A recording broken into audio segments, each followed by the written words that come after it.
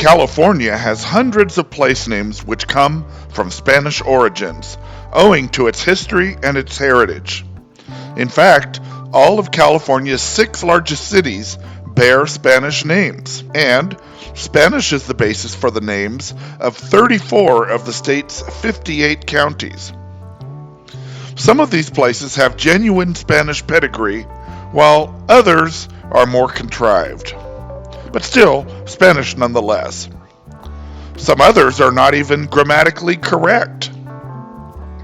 I grew up in California, and when I was learning to speak Spanish, I used Spanish place names as a way to help me memorize some of the vocabulary.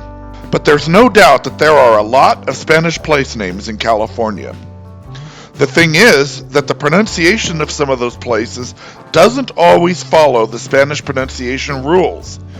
Many of the place names are pronounced like English words, and others are a crazy mix. So is there a sure way to know how to pronounce the name of a place? My answer is the same as always, which is, if you want to know how to pronounce it, ask the locals. But here are 14 California place names with Spanish names that are often mispronounced. I'll start out in Los Angeles County, and the first one is San Pedro. Today, San Pedro is a part of the city of Los Angeles, but it once was a separate city. If you've ever taken a cruise from the port of Los Angeles, you were in San Pedro. Yes, I know it looks like it should be San Pedro, but the locals will tell you that it is San Pedro.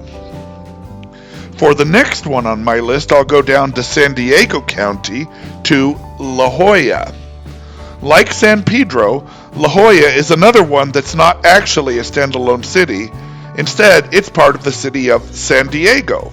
But La Jolla is fairly well known as a ritzy place, which is good, because in Spanish, La Jolla actually means the jewel.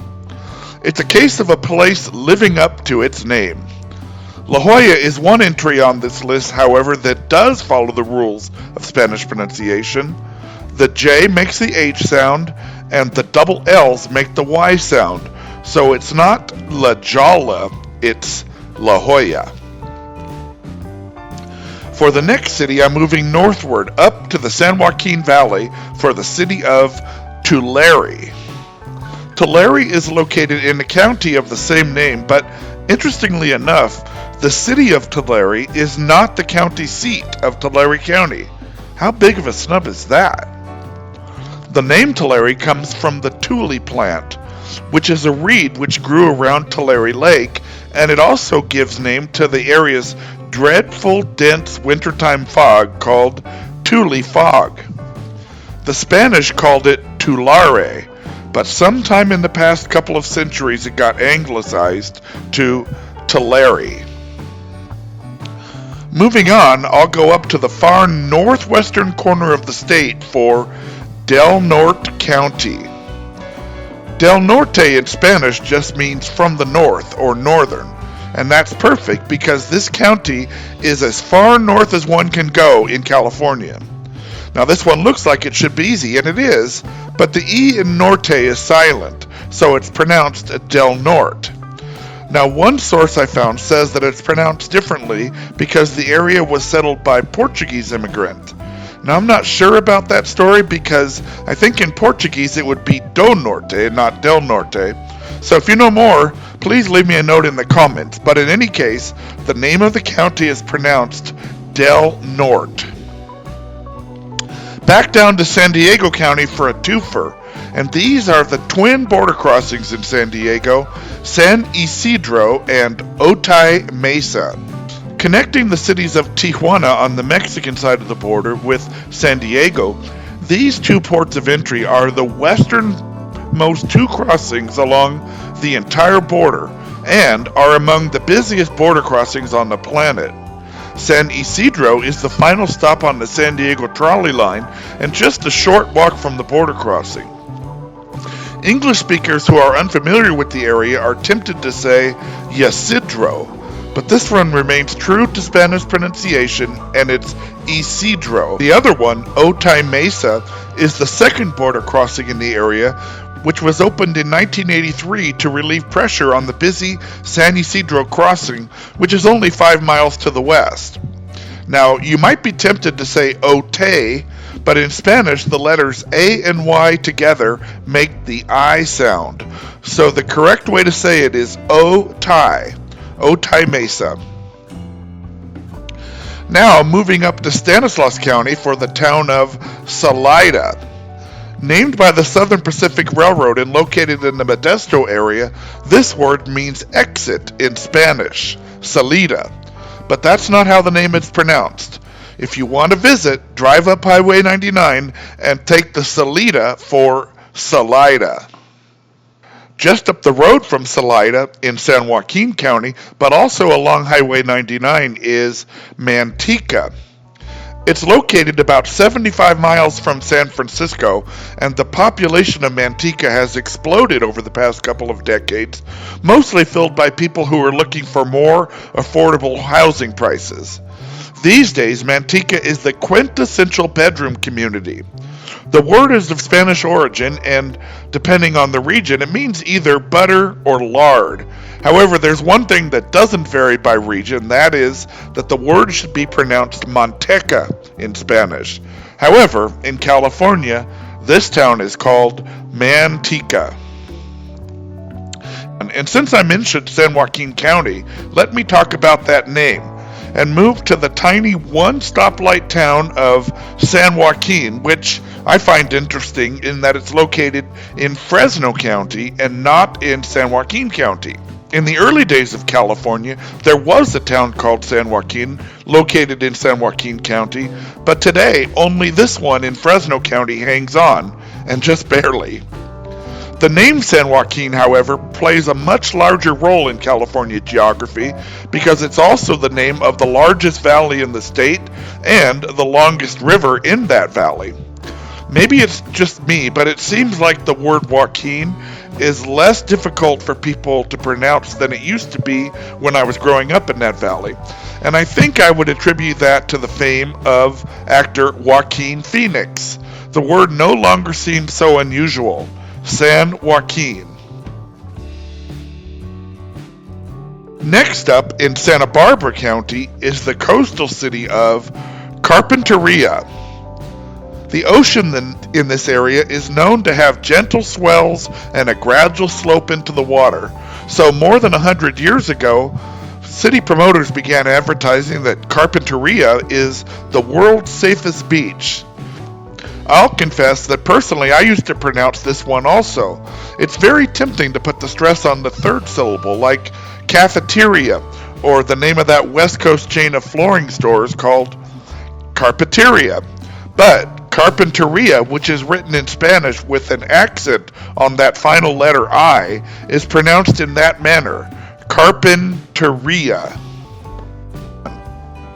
I haven't hit anything in the Bay Area yet, so I'm going to jump up to Santa Clara County and look at Los Gatos.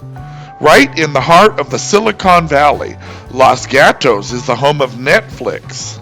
The name means the cats in Spanish, and in Spanish it's pronounced Los Gatos. However, English speakers tend to say the first word with a short O, whether they're referring to Los Angeles or Los Gatos, and not making any differentiation from other places that are spelled with LAS, like for example Las Vegas. Thus, along with Los Gatos, all of these California cities beginning with LOS are said with Los and not Los, like Los Alamitos, Los Altos, and Los Banos. And since I mentioned Los Banos, this one's actually a bit of a special case, so I think I'll cover that one briefly. Los Banos is a city in Merced County along Highway 152. I grew up in the area, and kids will be kids, and we always used to joke that Los Banos meant the bathrooms. Actually, the root of the name of the city comes from some springs, or baths, that were once located in the area, but since English doesn't use the tilde, that was omitted from the initial name, and Los Baños became Los Banos. Now, I might catch some hate here in the comments, but I think it's always been acceptable to say either Los Banos or Los Banos and to use them interchangeably. However, it was never pronounced with the NY sound that the tilde would provide, so it was never Los Banos. Lately, however, even that seems to be changing. Perhaps due to the fact that the city has a majority Hispanic population, Los Banos has also returned to favor. So, say this one however you wish, and you'll be okay. For the next one, I'll stay in the San Joaquin Valley and return to San Joaquin County for the town of Escalon. In Spanish, an escalon is a stair step, but since Escalon is located in a very flat part of California, the origin of the name is a little unclear to me. In any case, the name is pronounced as if it were an English word, with no hint of any Spanish influence. It's just Escalon. Now back down to Los Angeles County, and this is the city of El Segundo. El Segundo is the suburb bordering on LAX airport, which first entered popular culture back in the 1970s as the setting for the hit sitcom Sanford and Son. In more recent times, El Segundo was the birthplace of Elon Musk's SpaceX enterprise. In Spanish, El Segundo means the second one, or second place. It seems odd that a city would want to proclaim itself, "We're number 2. So perhaps that's why they settled on the less Spanish pronunciation, El Segundo. And finally, I'm up to the number 1 entry on my list, which is San Luis Obispo. San Luis Obispo is a funky town on the Central Coast located in, oddly enough, San Luis Obispo County. California Polytechnic University, often just called Cal Poly, is located in San Luis Obispo. Translated from Spanish, the name means Bishop St. Louis, but it certainly can be a mouthful, and many people just make an acronym out of it and call it SLOW. The disparity in pronunciation comes from the middle word. Many people try to give it a French twist and say Louis, while others try to stick to the pure Spanish way and say Luis. But it's not San Luis Obispo, and it's not San Luis Obispo. The middle word is pronounced like it would be in English, Louis. So the correct way to say it is San Luis Obispo. But if that's too much, just call it slow. Of course, there are many, many other places in California which have names of Spanish origins that are often mispronounced. I probably have close to enough on my list to make a follow-up video. But what did you think? Are there some that come to mind that you think I should cover? Please leave me a note in the comments. I'd like to thank you for watching this video, and I appreciate you watching, and if you enjoy the content of my channel, I'd be honored to have you as a subscriber. But for now, this is Postcard Dan saying, thank you for watching.